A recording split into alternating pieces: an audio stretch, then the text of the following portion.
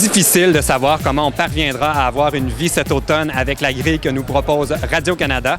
Dans ma télé se déplace rencontrer les artistes de la saison 2010-2011. Une prochaine saison de La Galère qui s'en vient. On a rarement vu ça, autant d'amour pour une télésérie. Est-ce que tu sais quelque chose qui te stresse de présenter une prochaine saison? Déjà que je travaille à l'année 4, déjà je travaille en ce moment, on travaille l'épisode 3, 4, 5, 6, la musique, les montages, les machins.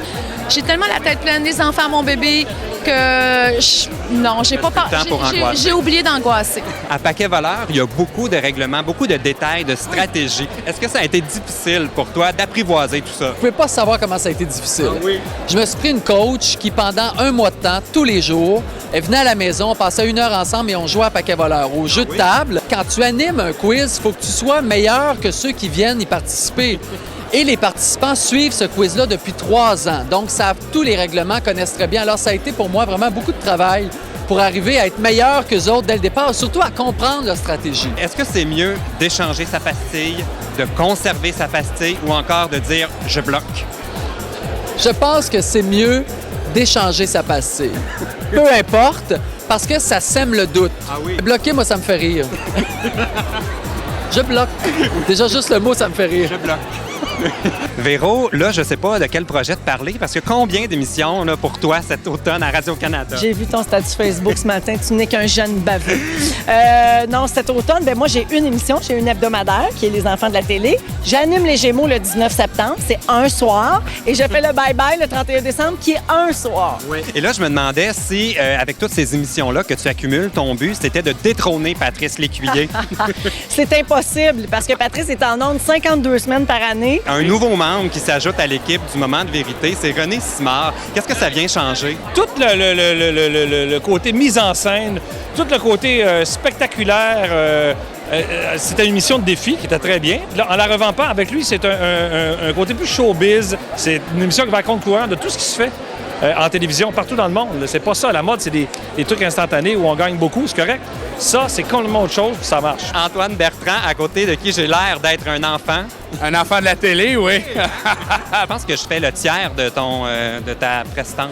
Mais à part des insultes, as-tu d'autres questions? Je pense qu'on a bien cerné que j'étais gros, là. C'est correct. Les Enfants de la télé, c'est un show où on regarde des archives avec des invités sur un grand plateau avec 200 personnes dans le public et tout ça. C'est vraiment un mélange entre ici Louis-José Hood et Tout le monde en parle. Une animatrice, un sidekick qui détend l'atmosphère ou qui pique les invités à l'occasion, mais toujours avec ma face de bébé de lait. Antoine, il a le sens du timing, donc il intervient quand c'est le bon moment. Il a ses gags à lui, son impro, ses affaires. Bouge pas, t'as une guêpe.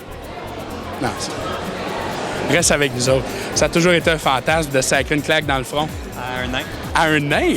Mais à côté de toi, j'ai l'air d'un Tu nain. viendras aux Enfants de la télé parce qu'on demande à nos invités de faire preuve d'une belle autodérision. Puis toi, je vois que tu te sabotes bien ça. 30 vies, c'est l'histoire d'une enseignante avec les 30 vies, c'est-à-dire les 30 élèves qu'elle a devant elle.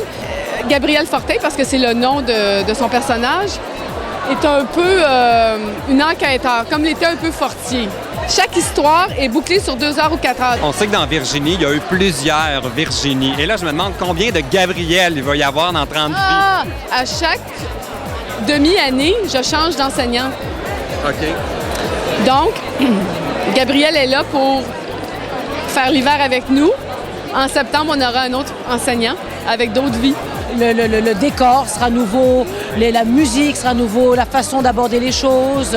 On travaille fort pour proposer un produit revampé. C'est une série qui met en scène une famille, la famille Boivin, qui est une famille qui est en 1964 et qui, pour une raison que je ne t'expliquerai pas parce que faut que vous écoutiez la série, se retrouve immédiatement en 2010. C'est 3 filles qui ne se sont pas vues depuis 18 ans, qui se retrouvent dans un moment de leur vie où tout va mal. Jouer de n'importe quel texte d'Isabelle Langlois, particulièrement sur le Mauvais Karma, c'est un pur délice. On est déjà sur En direct de l'univers. L'équipe est rentrée il y a 2 semaines. On commence avec Patrice Lécuyer, la première, Louis-José Hood, la deuxième. On fait 1 heure avec Gilles Vigneault, avec Rémi Girard, avec Guylaine Tremblay, France Castel, Louis Morissette, Antoine Bertrand, Karine Vanasse, Roch Voisine, Michel Barrette, et je ne sais pas si j'oublie quelqu'un, mais... On est rendu déjà dans la 3e saison. Mais écoute, j'avoue que ça se book super facilement, puis pour notre grand bonheur. À l'instant où on se parle aujourd'hui, avec tous les projets qui s'en viennent à Radio-Canada, lequel te préoccupe le plus? Les Gémeaux. Tu sais, les enfants de la télé, il y a une grosse équipe derrière, puis c'est une hebdomadaire et on a commencé déjà. Donc ça, j'ai l'impression que c'est déjà sur les rails. Les Gémeaux, je suis encore en train de charger la locomotive pour que ça parte. Tu sais. C'est un peu ça l'image. Alors, on va t'écouter à tous les jours à Radio-Canada. Ben, pas tous les jours! Hey, je vais être une fois par semaine. Si tu veux faire des jokes de même, va écœurer Patrice Lécuyer et Sébastien Benoît. Déjà fait. Ah, OK.